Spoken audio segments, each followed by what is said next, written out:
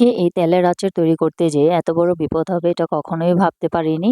তারপরও আমি আজকের রেসিপিটা নিয়ে চলে আসলাম। আসসালামু আলাইকুম। আজকের রেসিপি কাঁচা আমের তেলের আচার। এটা সবাই খেতেই পছন্দ করেন আর বিশেষ করে খেতে পছন্দ করে ভাতের সাথে। তো এখানে আমি প্রথমেই দিয়ে দিলাম তেল আর দিয়ে দিয়েছি রসুন কুচি।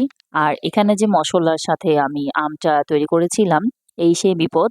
যে বিপদটা হচ্ছে আমি সুন্দর করে ভিডিও তৈরি করেছিলাম।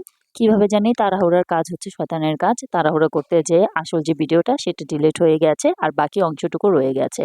এত বড় একটা বিপদ কিভাবে আর কি করব? তাই বাকি অংশটুকু আপনাদের সাথে শেয়ার করছি আর বাকিটা আমি আমার ভিডিওতে লিখে দিচ্ছি যে কোন মসলাটা আমি কিভাবে ইউজ করেছি। আশা করি আপনারা সবাই বুঝে যাবেন। আর এখানে তারপর আমি চিনি ইউজ করলাম যেহেতু টক ঝাল মিষ্টি আচারটা।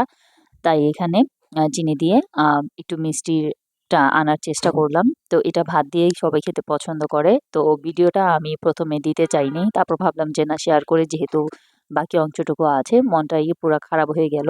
এর জন্য কখনোই কোনো কাজ তাড়াহুড়া করতে নেই।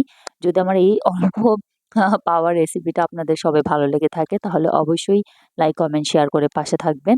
আর আশা করি ফলো দিয়ে পেজটাকে আরও সাপোর্ট করবেন। তো আজ এই পর্যন্তই। সবাই ভালো থাকবেন, সুস্থ থাকবেন। আল্লাহ হাফেজ।